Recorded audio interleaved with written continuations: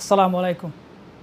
আল্লাহর পথে অনুষ্ঠানের সম্মানিত দর্শক শ্রোতা, আপনাদেরকে আবারও স্বাগত জানাচ্ছি বিরতির পর। আলহামদুলিল্লাহ, বিরতি পূর্বে আমরা মুফতি সাহেবের অত্যন্ত সুন্দর আলোচনা শুনছিলাম আশুরা বিষয়ে, আশুরার ইতিহাস, এবং মুফতি সাহেব ব্যাখ্যা করলেন যে এই ইতিহাস অনেক পূর্বে থেকে হযরত মুসা আলাইহিস সালাম এবং তার পূর্ব থেকেও এটা অন্যান্য নবীর সাথে সংশ্লিষ্ট। আলহামদুলিল্লাহ, অত্যন্ত গুরুত্বপূর্ণ একটা দিন। আগামীকাল, আজকে হচ্ছে শুক্রবার, আগামীকাল শনিবার হচ্ছে পবিত্র আশুরা বছরে। আলহামদুলিল্লাহ, এবং মুফতি সাহেবের তাৎপর্য তুলে ধরেছেন পবিত্র কোরআন এবং হাদিসের আলোকে। আলহামদুলিল্লাহ, এবং বিশেষ করে উনি যে আমাদের করণীয় বিষয়ে উনি যা বলছেন তা হচ্ছে নবী করিম সাল্লাল্লাহু আলাইহি সাল্লামের অন্যতম একটা সুন্নাহ হচ্ছে আশুরা দিন আল্লাহ রাসূল সাল্লাল্লাহু আলাইহি ওয়াসাল্লাম নিজে রোজা রেখেছেন এবং উৎসাহিত করেছেন, এবং পবিত্র রমাদানের রোজার আগে এটা ওয়াজিব ছিল, এবং যেহেতু রমাদানের রোজা যখনই দ্বিতীয় হিজরিতে ফরজ হয়ে গেল তারপর থেকে এটা মুস্তাহাব রোজা হিসাবে আছে।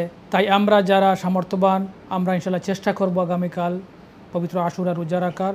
এবং আরেকটা জিনিস মুফতি সাহেব উল্লেখ করেছেন বিরতি পূর্বে, আপনারা যারা ছিলেন আমাদের সাথে আপনারা জানেন যে আমরা চেষ্টা করব দুটো রোজা রাখার। আমরা অনেকেই আলহামদুলিল্লাহ আজকে রোজা রেখেছি এবং আগামীকালকে রাখবো, এবং অনেকে আগামীকাল রাখবো এবং পরের দিন রাখার চেষ্টা করব। এবং আরেকটা বিষয় উনি পরিষ্কার করেছেন, যদি একান্ত কারো অসুবিধা হয়, রাখতে না পারেন, শুধু একই দিন রোজার কান তবু হবে ইনশাল্লাহ নফল হিসাবে।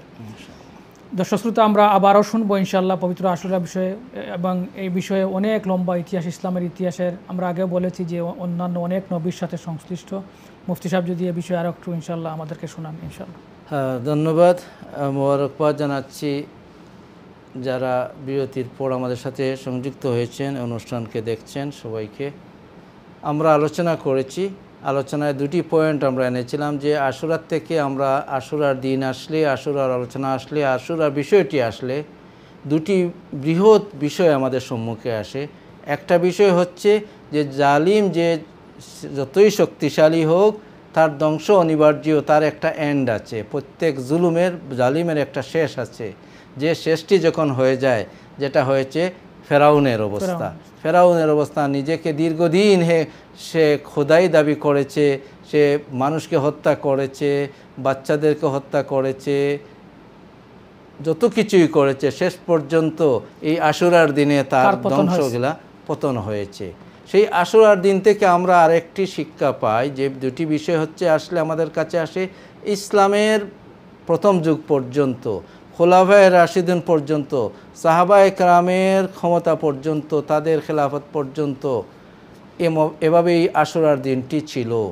এই শিক্ষাই ছিল, অন্যান্য শিক্ষা ছিল। একটা গুরুত্বপূর্ণ দিন, একটা আনন্দের দিন, মুসলিম মানব জাতির বা সত্য পথিকদের আনন্দের, এবং যারা জালিম তাদের নিধনের দিন ওই দিন ছিল। কিন্তু পরবর্তীতে এই ইতিহাস আরেকটি ইতিহাসের জন্ম দিয়েছে, যেটা আমরা সবাই জানি, যে এজিদের বাহিনীর হাতে আহলে বাইতে নবী সাল্লাল্লাহু আলাইহি ওয়াসাল্লাম ইমাম হুসাইন রাদিয়াল্লাহু তাআলা আনহুর শাহাদাতের মাধ্যমে এই দিনটি থেকে আরেকটি ইতিহাস রচিত হয়েছে। যে ইতিহাসটি হচ্ছে, যে বিষয়টি আমাদেরকে শিক্ষা দেয় যে জালিম যে হবে, অন্যায়কারী যা হবে, সেই অন্যায়ের প্রতিবাদী হয়ে উঠতে হবে, এবং সেই অন্যায়ের প্রতিবাদী হয়ে সেই প্রতিবাদের যার যে পরিমাণ তার ক্ষমতা আছে, সেই পরিমাণ ভাবে সেই দিয়ে সে প্রতিবাদ করবে। তার একটা বাস্তব শিক্ষা আমরা পেয়ে যাই এই কারবালায় ইমামে হুসাইন রাদিয়াল্লাহু তাআলা আনহু, আহলে বাইতি নবী সাল্লাল্লাহু আলাইহি ওয়াসাল্লামের অন্যান্য সদস্যগণ সহ এই স্বল্প সংখ্যক মানুষের জীবনদানের, শাহাদাতের মাধ্যমে অন্যায়ের প্রতিবাদী ইতিহাস এবং জালিমের সাথে আপোষ নয়, সেই বিষয়টি আমরা শিক্ষা লাভ করি। আগের ইতিহাস থেকে আমরা পেয়েছি জালিমের ধ্বংস হয়, সেই ধ্বংসলীলা আমরা দেখেছি, আর মাজলুম যারা হয় তাদের বিজয় হয়। আর পরবর্তী যে ইতিহাস রচিত হয়েছে, অত্যন্ত হৃদয় বিদারক ঘটনা, মুসলমানদের ইতিহাসে, ইসলামের ইতিহাসে অত্যন্ত হৃদয় বিদারক ঘটনা। হজরতে হুসাইন রাদিয়াল্লাহু তাআলা আনহু, হুসাইন রাদিয়াল্লাহু তাআলা আনহু তিনি কে ছিলেন? ইমামে হুসাইন রাদিয়াল্লাহু তাআলা আনহু সিফতি রাসূলুল্লাহ সাল্লাল্লাহু আলাইহি ওয়া আলিহি ওয়াসাল্লাম, তিনি ছিলেন সাইয়্যিদা শাবাবি আহলিল জান্নাহ। হাসান এবং হুসাইন রাদিয়াল্লাহু তাআলা আনহু উভয় ছিলেন জান্নাতীদের সর্দার। হজরতে হুসাইন রাদিয়াল্লাহু তাআলা আনহু কে ছিলেন? হাদিস শরীফের মধ্যে বর্ণনা এসেছে যে রসুল পাক সাল্লাল্লাহু আলাইহি ওয়াসাল্লাম হজরতে হুসাইন রাদিয়াল্লাহু তাআলা আনহুকে কতটুকু মহব্বত করতেন, এর একটি উদাহরণ এসেছে, এর একটি উপমা এসেছে যে রসুল পাক সাল্লাল্লাহু আলাইহি ওয়াসাল্লাম একদিন তাকে দাওয়াত করা হলো, রসুল পাক সাল্লাল্লাহু আলাইহি সাল্লামকে দাওয়াত করা হলো। সেই দাওয়াতে রসুল পাক সাল্লাল্লাহু আলাইহি সাল্লাম যাচ্ছেন। রসুল পাক সাল্লাল্লাহু আলাইহি সাল্লাম দাওয়াতে যাচ্ছেন, তখন সাহাবা একরাম তার সঙ্গে। তিনি দেখতে পেলেন সাহানের মধ্যে, মাঠের মধ্যে হজরতে হুসাইন রাদিয়াল্লাহু তাআলা আনহু খেলা করছেন। রসুল পাক সাল্লাল্লাহু আলাইহি সাল্লাম এগিয়ে গেলেন। বাচ্চারা একটু যখন দেখে তখন তারা একটু দৌড়াদৌড়ি করে, তখন রসুল পাক সাল্লাল্লাহু আলাইহি সাল্লাম তার সাথে হাসি করলেন, তাকে আনন্দ দান করলেন, তাকে দৌড়লেন। দৌড়ে রসুল পাক সাল্লাল্লাহু আলাইহি সাল্লাম হুসাইন রাদিয়াল্লাহু তাআলা আনহুকে চুমু দিলেন। এবং রসুল পাক সাল্লাম অন্য হাদিস শরীফের মধ্যে এসেছে, বুখারী শরীফের হাদিস, মুসলিম শরীফের হাদিস, রসুল পাক সাল্লাম হুসাইন এবং হাসান রাদিয়াল্লাহু তাআলা আনহুকে নিয়ে তিনি আল্লাহর কাছে দোয়া করেছেন, আল্লাহুম্মা ইন্নী উহিব্বুহু, হে আল্লাহ আমি হুসাইনকে মহব্বত করি, আল্লাহ আপনি আমার হুসাইনকে মহব্বত করুন, এবং যারা হুসাইনকে মহব্বত করে তাদেরকে আপনি মহব্বত করুন। তারপর অন্য হাদিস শরীফে রাসূল পাক ইসলাম ইরশাদ করেছেন যে আমি হুসাইনকে মহব্বত করি, যারা হুসাইনকে মহব্বত করে তারা আমাকে মহব্বত করে, এবং যারা হুসাইনের সাথে শত্রুতা রাখে তারা আমার সাথে শত্রুতা রাখে। মান আবগাদা হুসাইনান ফাকাদ আবগাদানি ও মান আহাব্বা হুসাইনান ফাকাদ আহাব্বানি, যে ব্যক্তি হুসাইনকে মহব্বত করে সে আমি নবী মুহাম্মদুর রাসূলুল্লাহকে মহব্বত করে, কেননা আমি নবী মুহাম্মদুর রাসূলুল্লাহ সাল্লাল্লাহু আলাইহি ওয়াসাল্লাম ওহিব্বু হুসাইনান, আমি হুসাইনকে মহব্বত করি। আর যারা আমার মহব্বতের সেই ব্যক্তিকে অথবা বস্তুকে অথবা সত্তাকে যে মহব্বত করে না, তার সাথে সম্পর্ক রাখে না, তাকে যারা দুশ্মনী ভাবে, তাদের সাথে রসুলের মহব্বত হতে পারে না। এখান থেকে একটা বিষয়, একটা রুলস হয়ে যায় ইসলামের, বন্ধুর বন্ধু বন্ধু হয়ে থাকে, বন্ধুর বন্ধুকে শত্রু ভাবা যায় না। তাই যার রসুলের পাক ইসলামের সাথে যারা সম্পর্কিত, আল্লাহ রসুল ইসলাম যাদেরকে মহব্বত করেছেন, এবং আল্লাহ রসুল ইসলাম যে সমস্ত বস্তুকে মহব্বত করতে বলেছেন, এবং যারা রসুল ইসলামকে মহব্বত করেন, ওলামায়ে কেরাম, ওলামায়ে কেরামকে মহব্বত করা, কারণ ওলামায়ে কেরামকে রসুল ইসলাম মহব্বত করেছেন। ওলামায়ে কেরাম হচ্ছেন ওয়ারিসুল আম্বিয়া। তাই ওলামায়ে কেরামের সাথে যারা বুগজ করে, যারা শত্রুতা করে, তারা আসলে নবীর সাথে শত্রুতা করে। কারণ ওলামায়ে কেরাম তাদের দায়িত্ব হচ্ছে সেই নবীর শিক্ষা, কোরআন এবং সুন্নাহর শিক্ষা, সেটা মানুষের কাছে পৌঁছে দেওয়া। তাদের দায়িত্ব নয় যে মানুষকে তাদের দিকে টানা, তাদের দায়িত্ব হচ্ছে আল্লাহর পক্ষ থেকে যে ঐশী বাণী রসুল পাক ইসলামের কাছে এসেছে, যে কোরআন এন্ড হিকমা যেটি, সেই রসুল পাক ইসলাম সেটির দায়িত্ব, সেটির রেসপন্সিবিলিটি, সেটির উত্তরাধিকারী দিয়ে গেছেন ওলামায়ে কেরামের। যুগে যুগে ওলামায়ে কেরাম যারা হবে তারা সেই নবীর শিক্ষাকে মানুষের কাছে পৌঁছিয়ে দেবেন। তাই ওলামায়ে কেরামদেরকে মহব্বত করা, তার সাথে সাথে যে সমস্ত বিষয় রসুলের সাথে সম্পর্কিত সেই সমস্ত বিষয়কে সম্মান প্রদর্শন করা, মদিনায়ে তৈয়বাকে সম্মান করা। মদিনায়ে তৈয়বায় যখন জিয়ারতে যাবেন, যখন মদিনা শরীফে অবস্থান করবেন, তখন সেই মদিনাবাসী যারা অবস্থান করছেন, সেই নবীর শহরে তারা অবস্থান করেন, যার কারণে তাদের সাথে ভালোবাসার ব্যবহার করা, সুন্দর ব্যবহার করা। কেন? তারা হচ্ছেন সেই নবী করিম সাল্লাল্লাহু আলাইহি সাল্লামের প্রতিবেশী। তাই এই হাদিস থেকে বা অন্যান্য হাদিস থেকে সেটা একটা রুল বা ইসলামের কায়দা বেরিয়ে এসেছে। সুবহানাল্লাহ। মুফতি সাহেব, একটা জিনিস যেহেতু আপনারা উল্লেখ করেছেন কারবালার ঘটনা, আমরা যদি সংক্ষেপে একটু শুনি এ বিষয়ে, যেহেতু আশুরার ঘটনা তো আমরা প্রথমার্ধে বলেছি, মুসা আলাইহিস সালাম বা অন্যান্য নবীর ঘটনা সংশ্লিষ্ট, যেহেতু পরবর্তীতে এটা কারবালার সাথে সংশ্লিষ্ট হয়ে গেছে 10ই মুহররম। সংখ্যা যদি আমি জানি তা তো অনেক লম্বা ইতিহাস, সংখ্যা যদি আমরা একটু শুনি যে হুসাইন রাদিয়াল্লাহু কীভাবে ইয়াজিদের মোকাবেলা বা কেন করছিলেন, সংক্ষেপে যদি একটু শোনা। ধন্যবাদ। এই বিষয়টি আসলে ঐতিহাসিক বিষয়, অত্যন্ত কঠিন বিষয় এবং দীর্ঘ একটি বিষয়, এবং এই ব্যাপারকে নিয়ে অনেক বিষয় আছে কারবালা সম্পর্কে।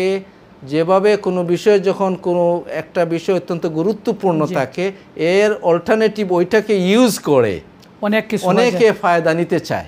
জি অনেক ধরনের ফায়দা নিতে যায়।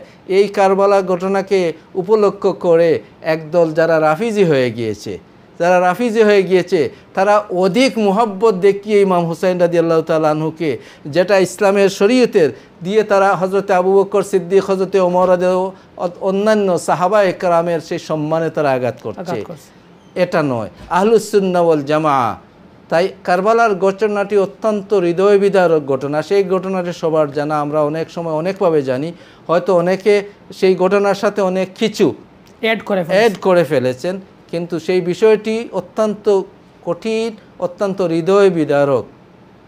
হযরতে হুসাইন রাদিয়াল্লাহু তাআলা আনহু যখন মুয়াবিয়া রাদিয়াল্লাহু তাআলা আনহু তার পক্ষ থেকে শেষ পর্যন্ত ইয়াজিদ ইসলামী স্টেটের খেলাফতের অর্জন করলো, ইয়াজিদ যখন তার খেলাফতের বায়াত নিতে চাইলেন, তখন মদিনায়ে তৈয়বায় সাহাবায়ে কেরামের অনেকেই যারা জীবিত ছিলেন, সেই সময় ছিলেন, তাদের অনেকেই বয়াত গ্রহণ করলেন। আর ইমামে হুসাইন রাদিয়াল্লাহু তাআলা সহ অন্যান্য অনেক সাহাবা তারা বয়াত গ্রহণ থেকে বিরত থাকলেন। আমরা একজন কলারের সাথে কথা বলে নেব, সাহেব আবার আসবো ইনশাআল্লাহ শুনবো। কলার, আসসালামু আলাইকুম। হ্যালো, আসসালামু আলাইকুম। ওয়ালাইকুম সালাম ওয়া রাহমাতুল্লাহ। আমার একটা প্রশ্ন আছে। জি করো প্লিজ। আমি একটা জানতাম চাইছিলাম যে তারা যে মায়ের হল্লা তা এটা কিতাব ইসলাম আছে, তারা কিতাব আসতে দিতে খারা মায়ের করছেন কইরা, খার কথা কইরা দিতে মায়ের হল্লা উঠলাই চললাম আল্লাহ যায় কিতা লাগে মায়ের হল্লা কিতা চাইছে দিতে। হুসাইন রাদিয়াল্লাহু কথা কইরানি না, কার কথা কইরা? জি হুসাইন রাদিয়াল্লাহু তাআলা কিতা লাগে মারতা চাইছিলা, হুসাইন রাদিয়াল্লাহু তাআলা কিতা লগে মারতা চাইছিলা ইয়াজিদে, ওটা নি?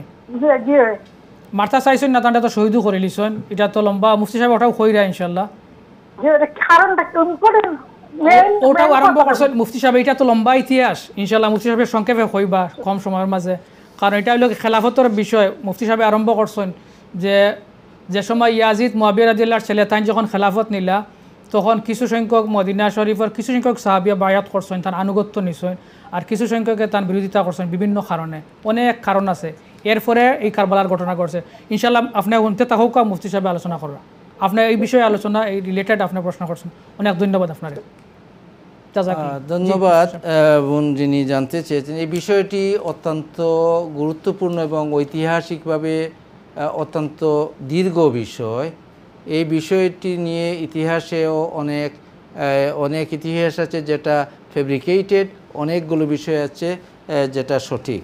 তাই বিষয়টি হচ্ছে, এটা একটা বিষয় যে ইয়াজিদ সে ইসলামী খিলাফত বা মুসলিম জগৎকে রান করার সেই পরিমাণ, তার সেই কোয়ালিটি তার কাছে ছিল না। সে অন্যায়কারী ছিল, সে জালিম ছিল, সে মদ্যপ ছিল, সে মানুষের উপরে জুলুম করত। এর কারণেই সেই সময়ে সেই কুফার মানুষেরা তারা হযরতে ইমামে হুসাইন রাদিয়াল্লাহু তাআলা আনহুকে অনুপস্থিতিতে তারা তার কাছে বয়াত গ্রহণ করলেন, তারা তার আনুগত্য স্বীকার করলেন, এবং তারা অসংখ্য চিঠি দিয়ে পাঠালেন মানুষ ইমামে হুসাইন রাদিয়াল্লাহু তাআলা আনহুর কাছে, ইমাম হুসাইন রাদিয়াল্লাহু তাআলা আনহু যাওয়ার জন্য এবং খেলাফত গ্রহণ করার জন্য। ইয়াজিদ যখন সমাসীন হয়েছে, তারা তার সেই ক্ষমতাকে তারা হিসেবে, তাদের আমির হিসেবে তারা গ্রহণ করেন নাই। তারা চাচ্ছেন, উনি ছিলেন কুফাতে, যে কুফা ছিলেন ইয়াজিদ, কুফার মানুষেরা, সেই কুফায় হযরতে আলী রাদিয়াল্লাহু তাআলা আনহুর সময়ে মুসলিম জাহানের সেই রাজধানী কুফায় ছিল। হুসাইন রাদিয়াল্লাহু সেই সময় মদিনাতে ছিলেন। হুসাইন রাদিয়াল্লাহু মদিনা শরীফে ছিলেন। মদিনা শরীফ থেকে তিনি মক্কা শরীফে এসেছেন। মক্কা শরীফ থেকে তারপর তিনি রওনা দিয়েছেন। অসংখ্য চিঠি পেয়েছেন মানুষদের কাছ থেকে। তেন রসুল পাক ইসলামের সেই নাতি হযরতে ইমামে হুসাইন রাদিয়াল্লাহু বেহেশতিদের সর্দার, মানুষদেরকে জুলুম করা হচ্ছে, তিনি মজলুমের পক্ষ নিয়ে যাচ্ছেন, তাদের দাওয়াতে তিনি যাচ্ছেন। তিনি এরা পূর্বে মানুষ পাঠিয়েছেন খবর লওয়ার জন্য, সত্যাসত্য যাচাই করার জন্য তিনি মানুষ পাঠিয়েছেন। আগের সময়ে এমন ছিল না যে এখান থেকে টেলিফোনে কেউ জানা যাবে, মোবাইলে জানা যাবে। তখন ছিল দুধ পাঠানোর, দুধ পাঠিয়ে শেষ পর্যন্ত যখন নিশ্চিত খবর আসলো যে তাকে যেতে হবে মানুষ অপেক্ষা করতেছে তার জন্য তিনি রওনা দিয়ে দিয়েছেন। কিন্তু যখন তিনি মানুষ যাদের কাছে তারা বয়াত গ্রহণ করেছে হুসাইন রাদিয়াল্লাহু তাআলার পক্ষে, তাদেরকে শেষ পর্যন্ত তারা হত্যা করে ফেলেছে। ইয়াজিদ বাহিনী নয়, এই কুফার মানুষেরাই। এরা এদের মধ্যে একদল ছিল যারা, এটা পুরো ষড়যন্ত্রের বিষয়, এখানে পুরো ষড়যন্ত্রের একটা বিষয়টি অত্যন্ত কঠিন। আমরা শুধুমাত্র এটা বলবো যে হযরতে হুসাইন রাদিয়াল্লাহু তাআলা আনহু অন্যায়ের বিরুদ্ধে গিয়েছেন, জালিমের বিরুদ্ধে গিয়েছেন। তাকে যখন তিনি ক্ষমতার জন্য যান নাই, যখন তাকে বন্দী করা হলো, তাকে যখন গিয়ে পৌঁছার পূর্বে আটকে দেওয়া হলো, তিনি 3টি শর্ত দিয়েছেন যে আমি ক্ষমতার জন্য আসি নাই, আমি যুদ্ধের জন্য আসি নাই, আমি যদি তোমরা আমাকে মনে করো যে আমার দ্বারা ক্ষতি হবে তাহলে আমাকে এজিদ পর্যন্ত পৌঁছিয়ে দাও, আমাকে এজিদ পর্যন্ত পৌঁছে দাও, আমি তার সাথে কথা বলবো, আমি তার সাথে সরাসরি বলবো কি জন্য তার বয়াত আমি করি নাই, সেই বিষয়টি আমি তার সরাসরি বলবো, অথবা আমাকে মুসলমানদের অন্য স্থানে চলে যেতে দাও, অথবা আমাকে ফিরে যেতে দাও আমি যেখান থেকে আসছি। কিন্তু এজিদের নির্দেশ হুসাইন রাদিয়াল্লাহু তাআলা আনহুকে কোথাও যেতে দেবে না। আসলে সেই বিষয়টি এমন ছিল যে শেষ পর্যন্ত ইমামে হুসাইন রাদিয়াল্লাহু তাআলা আনহু অপারগ হয়ে তিনি শেষ পর্যন্ত অস্ত্র হাতে নিয়েছেন, তার উপর আক্রমণ করেছে তারা, তার আহলে বয়তের সঙ্গী সাথী যারা ছিলেন, ছোট ছোট বাচ্চাদেরকে তারা তার সম্মুখে শহীদ করেছে। শেষ পর্যন্ত ইমাম হুসাইন রাদিয়াল্লাহু তাআলা আনহুকে শহীদ হতে হয়েছে সেই কারবালার ময়দানে। যার কারণে এই বিষয়টি বেশি বিস্তারিত, তার শাহাদাতের কীরকম হয়েছিল এই বিষয়টি আলোচনা করা অত্যন্ত হৃদয় বিদারক এবং অনেক লম্বা ঘটনা। আমরা সহজে এটাই বলবো, এটাই আমরা শিক্ষা নেব যে অন্যায়ের বিরুদ্ধে হযরতে হুসাইন রাদিয়াল্লাহু তাআলা আনহু তার জীবনকে বিলীন করে দিয়ে শহীদি রক্ত জড়িয়ে দিয়ে তিনি প্রমাণ করে গিয়েছেন যে কিয়ামত পর্যন্ত উম্মতে মুহাম্মদী তোমরা জেনে রাখো, আমার রসুলের উম্মত যারা, যে অন্যায় কাছে তোমরা মাথা নত করবে না, যার যতটুকু আছে ক্ষমতা সেই অনুযায়ী তুমি অন্যায়ের বিরোধিতা করবে। এখন অন্যায়ের বিরোধিতা আমরা কিভাবে করব? এর অর্থ কি আমরা অস্ত্র নিয়ে বেরিয়ে যাব? আমরা কি অন্যকে হত্যা করব? রাসূলে পাক সাল্লাল্লাহু আলাইহি ওয়াসাল্লাম অন্যায়ের মোকাবেলা করার পদ্ধতি আমাদেরকে জানিয়ে দিয়েছেন। সেই পদ্ধতিটি হচ্ছে মান রাআ মিনকুম মুনকারান ফালইয়ুগাইয়িরহু বিয়াদিহি ফাইল্লাম ইয়াস্তাতি ফাবিলিসানিহি ওয়া ইল্লাম ইয়াস্তাতি ফাবিকলবিহি। এই 3টি পদ্ধতি রাসূলে পাক সাল্লাল্লাহু আলাইহি ওয়াসাল্লাম জানিয়েছেন। তোমাদের ক্ষমতা থাকে, অর্থাৎ যাদের দায়িত্ব আছে এবং যাদের পাওয়ার আছে, যে সামর্থ্য আছে, এই সামর্থ্যটি হচ্ছে কয়েক ধরনের সামর্থ্য। সেই সামর্থ্যের ভিতরে যার সামর্থ্যের ভিতরে পড়বে সে হাত দিয়ে সেটাকে বন্ধ করবে। এই সামর্থ্য যার নেই, যেখানে সে এটা ইউজ করতে পারবে না, সেটা আইনসঙ্গত নয়, সেখানে সে হাত দিয়ে অন্যায়কে বন্ধ করতে পারবে না, সেটা শরীয়তের রুলে সেটাকে বাধ্য করে না। যেমন মনে করেন আমরা যেই দেশে আছি, এখন এক স্থানে আপনি দেখলেন একজন মানুষের উপর আরেকজন মানুষ অন্যায় করতেছে, আপনার দায়িত্ব হচ্ছে আপনি আইন শৃঙ্খলা বাহিনীকে খবর দিবেন, আপনি ফোন করবেন, আপনি প্রয়োজনে বর্তমান সময় আছে আপনি ক্যাসেট করবেন, আপনি অন্যদেরকে মানুষ জমাবেন, অ্যালার্ট করবেন, কিন্তু আপনি সেটার প্রতিশোধ নিতে যাবেন না। আপনি যদিও আপনার গায়ে শক্তি এসে দেখেন যে তাকে আপনি মারতে পারবেন, সেটা আপনার জন্য উচিত নয়, সেখানে আপনি শক্তি প্রয়োগ করতে পারবেন না। এই শিক্ষাটি রাসূল পাক সাল্লাল্লাহু আলাইহি সাল্লাম দিয়ে গেছেন। মান রাআ মিনকুম মুনকারান ফালইয়ুগাইয়িরহু বিয়াদিহি ফাইল্লাম ইয়াস্তাতি ফাবিলিসানিহি। আর অনেক মানুষ এই সমস্ত হাদিসকে পেয়ে যারা এক্সট্রিম হয়ে যায়, যারা মুসলমানদের যে তাহজিব তামাদ্দুন, ইসলামের তাহজিব তামাদ্দুনকে তারা ভুলুণ্ঠিত করে নেয় নিজ থেকে হাদিসকে বুঝে নিয়ে, যার কারণে ইসলামের শিক্ষাকে বুঝতে হবে যে হাদিস শরীফে এসেছে অন্যায় দেখলে হাত দিয়ে বন্ধ করে আটকিয়ে দেওয়ার জন্য। সেটা কার জন্য? যার সামর্থ্য আছে, ইসলামিক স্টেটে যদি উনি যদি দায়িত্বশীল হন, উনি যদি নিজে পুলিশ হন, তাহলে তো উনি দায়িত্ব পালন আদা করবেন। ও বিচারক হন, উনি বিচার করবেন। যে দায়িত্বশীল আছেন দায়িত্ব অনুযায়ী। তারপর আপনি এর দায়িত্বে থাকে না, তখন আপনার যদি সেখানে কথা বলার অধিকার থাকে। মুফতি সাহেব একজন কলার আছেন, দেখি জি, উনি কি ইনশাআল্লাহ। জানতে চান। কলার, আসসালামু আলাইকুম। আসসালামু আলাইকুম হুজুর, কিতাব আছে আপনার ভালো আছেন? আলহামদুলিল্লাহ, আপনি ভালো আছেন? কে কইরা প্লিজ, কোন জায়গা থেকে? আমি নর্থ লন্ডন থেকে হুজুর কই। আর আজকে আসলে রোজাটা হুজুর, আজকে আমি রাখছি আর কালকে রাখতাম, ও ও আমার রোজাগুলো ওই যে বোধহয় ওঠা জি ইনশাআল্লাহ। আর কোনো কোয়েশ্চেন আছে নি? জি না, আর কোনো কোয়েশ্চেন না। সুন্দর একটা প্রোগ্রাম করলো আপনি। জাযাকাল্লাহ খাইর। আর আল্লাহ সবসময় আপনার দেখতে আমরা শুনতাম। অনেক শুকরিয়া, আল্লাহ কবুল করুক। জি মুফতি সাহেব, তাই আইজ রাখছো না, আগামী কাল রাখবো হইব জি ইনশাআল্লাহ। আলহামদুলিল্লাহ, আগামীকাল আশুরার রোজা, আর আজকে তো আশুরার আগে একটা রাখা মুস্তাহাব। আপনি আজকে রাখছেন, কালকে রাখলি বা কালকে মেইন আশুরার রোজা যেটা, আর একটা তো অন্যের সাথে পার্থক্য বোঝানোর লাগে দুইটা রোজা, আগে একটা অথবা বাদে একটা। জাযাকাল্লাহ খাইর। শুক্রিয়া। জি মুফতি সাহেব, আপনি অত্যন্ত সুন্দরভাবে আলোচনা করেছেন। আর একটু যদি ইনশাআল্লাহ আমরা শুনি আপনার কাছ থেকে ইনশাআল্লাহ। তাই ইমামে হুসাইন রাদিয়াল্লাহু তাআলা আনহু, আমরা অন্যায়ের মোকাবেলায় তিনি শাহাদত গ্রহণ করেছেন, আমাদেরকে শিক্ষা দিয়ে গেছেন। আর রাসূলের পাক সাল্লাল্লাহু আলাইহি ওয়াসাল্লাম শিক্ষা হচ্ছে, যদি আপনার মুখকে কেউ বন্ধ না করে, আপনার যদি কথা বলার অধিকার থাকে, তাহলে আপনি অন্যায়ের বিরুদ্ধে কথা বলবেন, আপনি মানুষদেরকে সতর্ক করবেন, অ্যাওয়ার করবেন।